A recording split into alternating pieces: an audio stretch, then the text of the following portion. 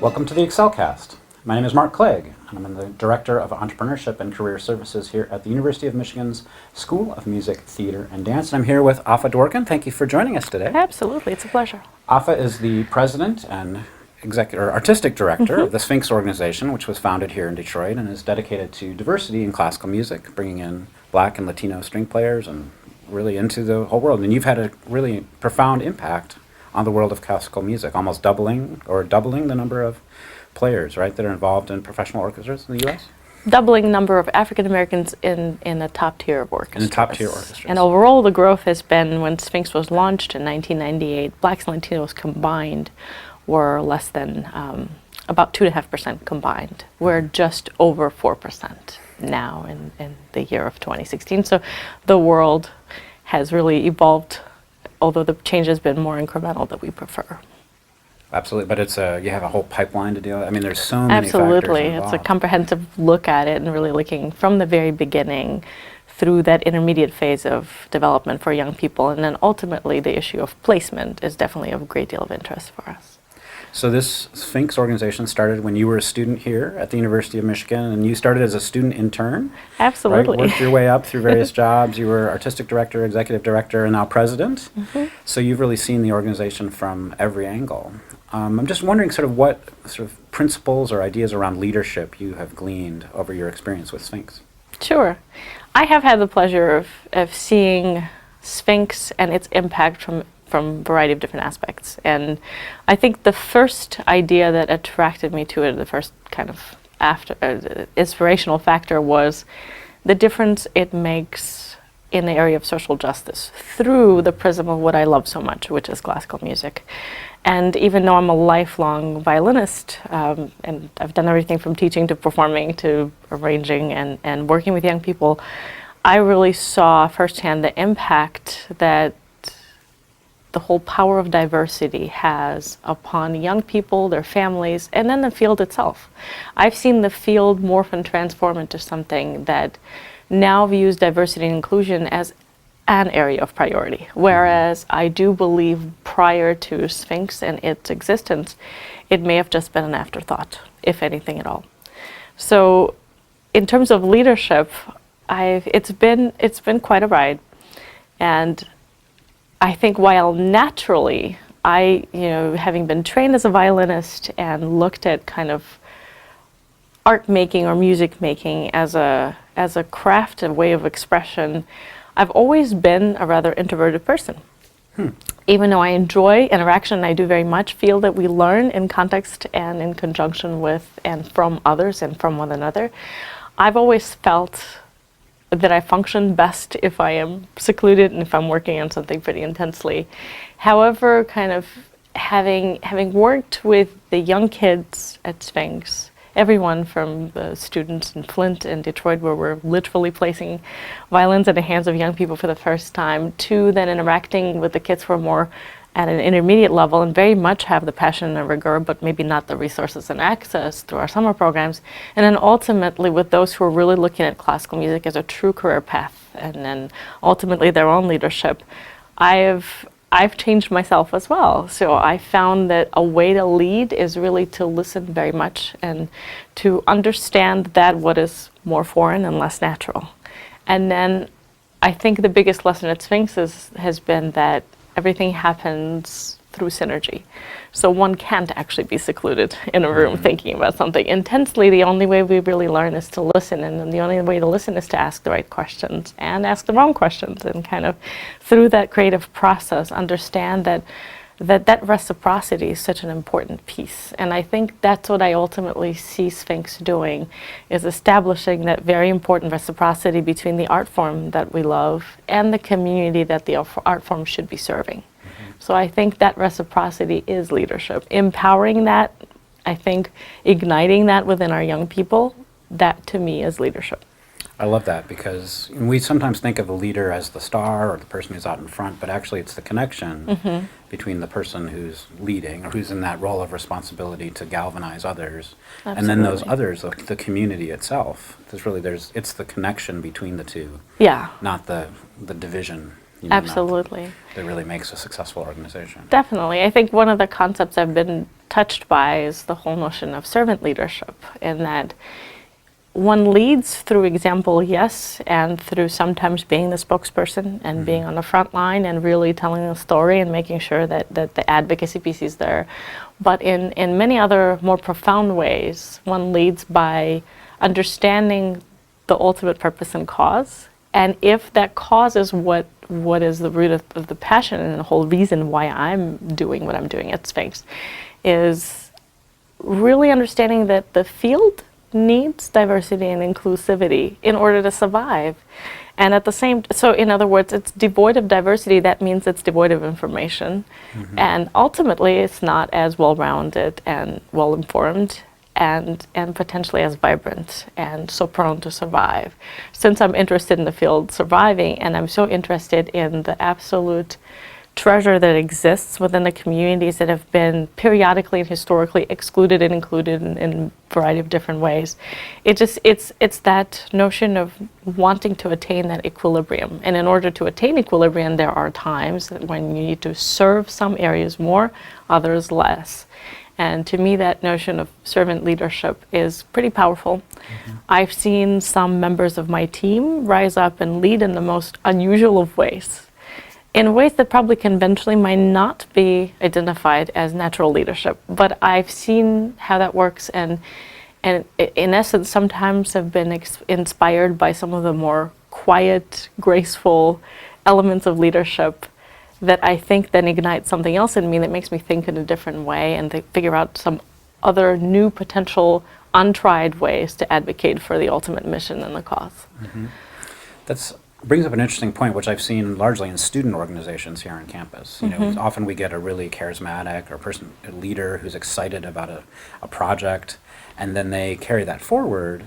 And one of the challenges is that then they graduate, right? They leave the university and another generation has to take over. And so often I see that the most successful organizations are the ones whose leaders are not so much doing things as training leaders behind them and really passing leadership responsibilities on to others in the organization.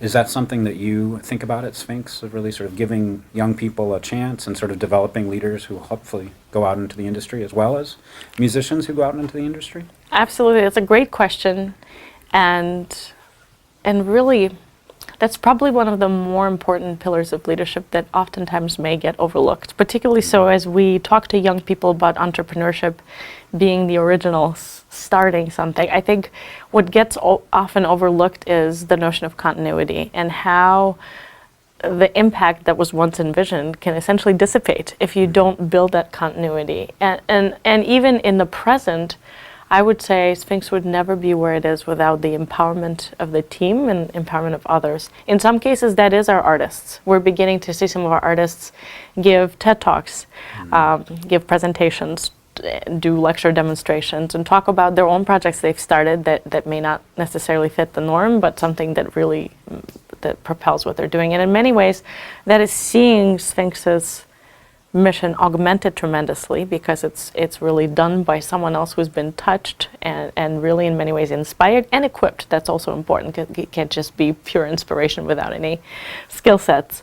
So we're seeing that within our artists, and at the same time we see some of our older students who are now pursuing a professional career give back and really train some of those basic leadership skills, everything from presentation to stage presence to actual performance, through teaching the younger generation. And in some ways that builds continuity too, because that's of course the essence of teaching. And then within my team, I think very much I do subscribe to and believe very deeply and intensely in the power of achieving results through others.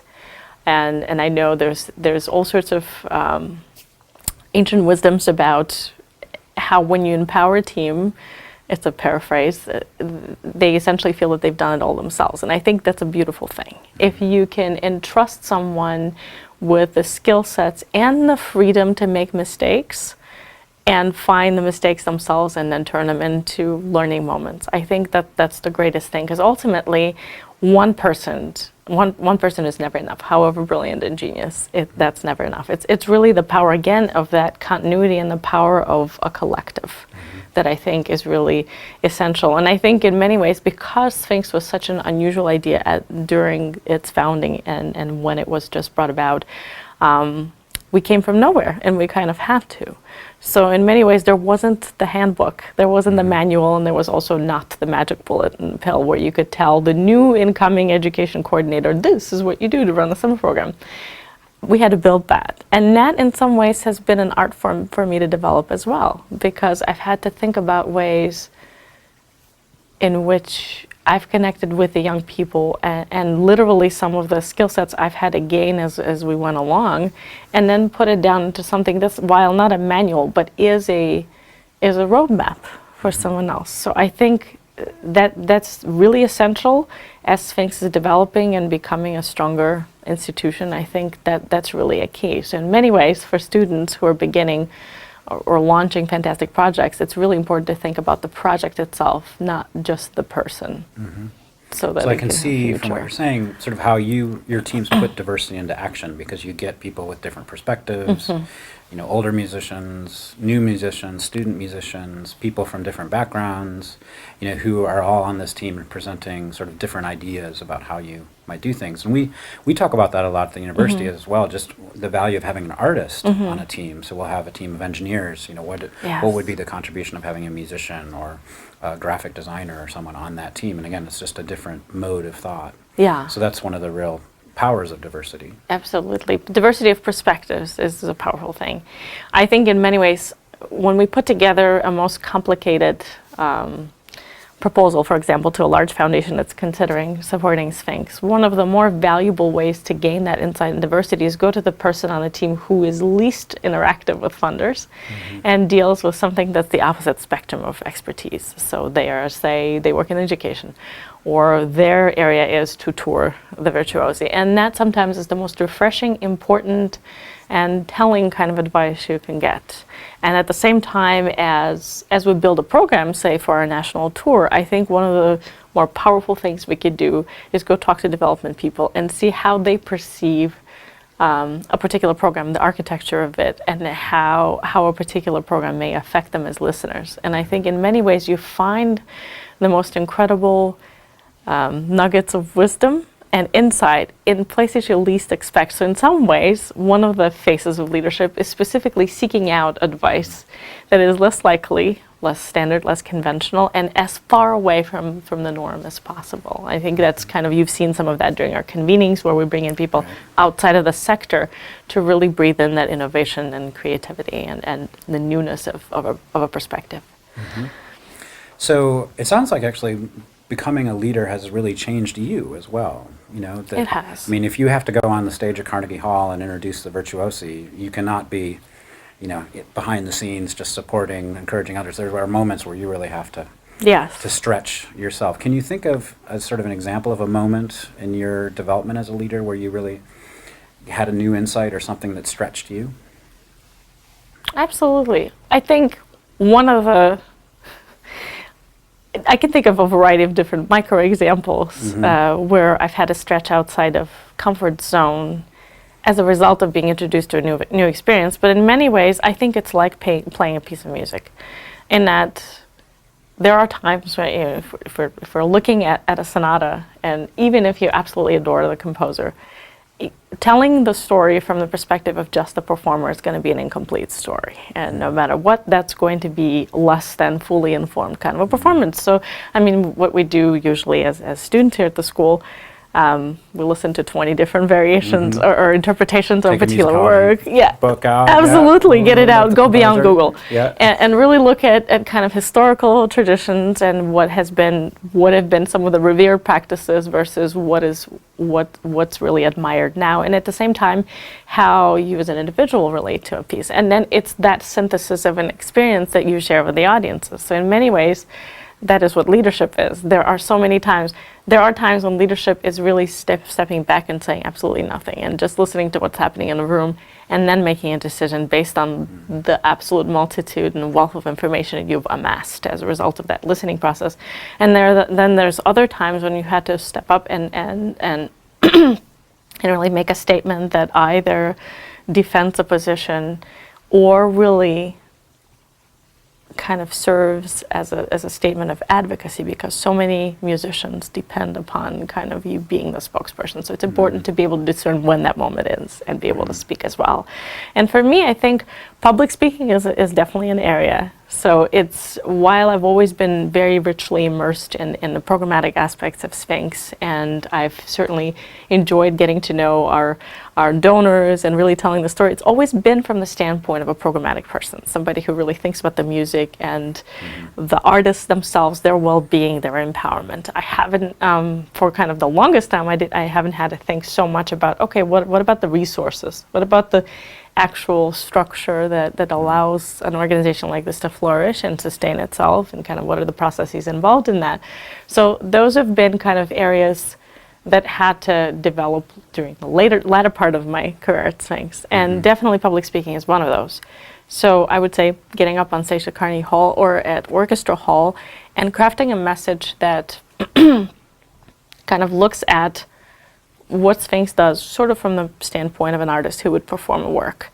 So to think about kind of who is my audience, what's going to speak to them, who's right behind me, the musicians that I've sort of dedicated my life's work to, and then what's the grander purpose of Sphinx? Why is it here? And why diversity and inclusion can no longer be this extracurricular afterthought and has to be something essential and fundamental, embraced by the whole field.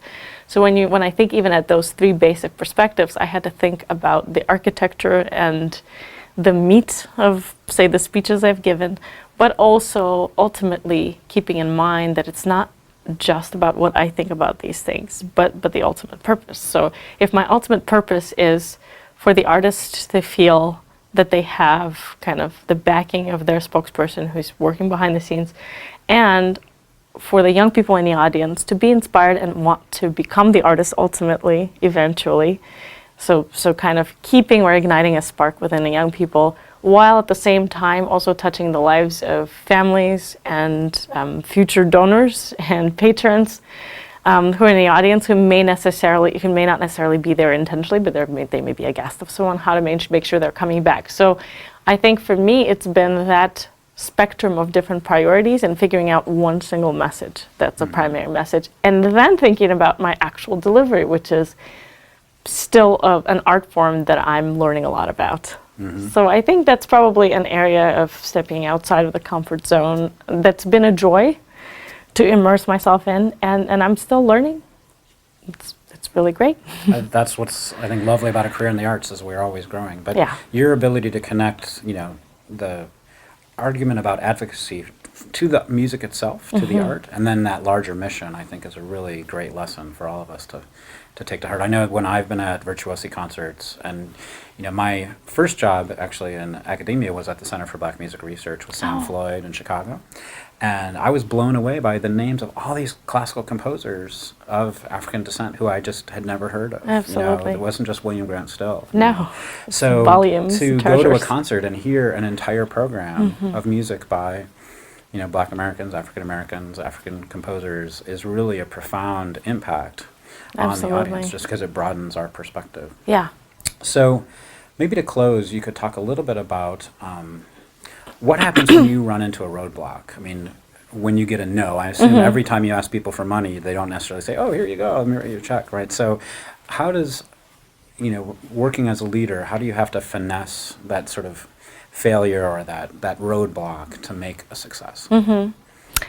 I think no is a powerful component of leadership. In some ways, I think the biggest danger, the way that I view it, is turning a no into something that's commonplace. I think no has to stay exciting. So in my mind, a no is always, in our world, in this industry, in this sphere, is always at least something. It it's communication, and to me, that's the beginning of any sort of component of success. If someone has taken the time to say no, there's got to be some reason. Of course, there are many times it's just a form letter, but yet they sent a form letter. They could have stayed silent. And I can think of dozens of examples where a no, however, sometimes it's just a matter of, this just seems so odd, I should ask for a meeting. I really should make a better case. And ultimately it becomes something that becomes an eventual case. And then there are other times when a singular no can really take a long time to morph into a yes. And it's not, of course, always going to morph into a yes. But no matter what it is, it should be something that's immediately thought about and assessed. And at Sphinx, we engage in kind of a variety of different practices. But what I would say is a constant is this dogged dedication to telling our story, and it has to be told en masse, because otherwise, for a cause like this, it's really impossible to expect that 5 or 10 different people will make a huge difference, and that'll just be it.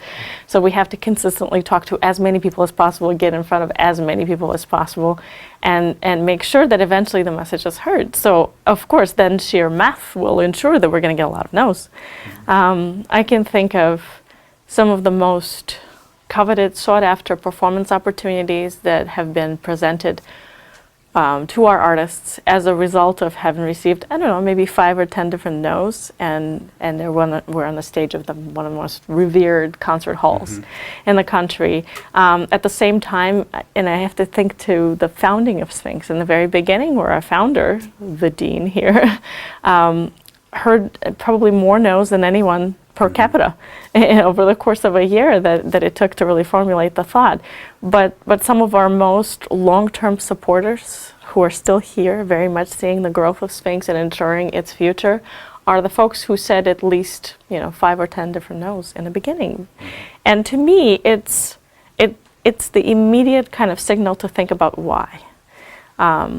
It's really easy to attribute a no to we're not a fit, or someone was in a bad mood, or someone is doing, or someone knows someone, and that's really the reason, nothing objective. There are times when a no is really a reflection of maybe those extra couple of hours you didn't spend really vetting the idea and preparation, which means there's room for growth. That's always good news. And there are other times when a no is simply not a fit, and it's not a fit today. That doesn't mean it won't be a fit tomorrow. It just means we ought to keep trying. I think it's such an important, and no matter what, I think a no should never be viewed as failure. It's just a pillar. It's just a stepping stone to something else. And I think the danger too, sometimes when I tell a young person that a no doesn't mean anything, you just got to keep working on it, people might then misinterpret and say, well, it's just another no, it's fine. So I don't in any way want to take away the sort of the excitement or the importance of a no. In other words, it should still be interpreted as something to be thought about, something to be acted upon. So no challenges you or the organization. Absolutely, It's not just about asking. That's how you know you're alive. The same question over and over and over and over again, hoping for a different answer. Absolutely. You learn stuff. You build. It should be an immediate signal to figure out why. Is it because there might be an element missing?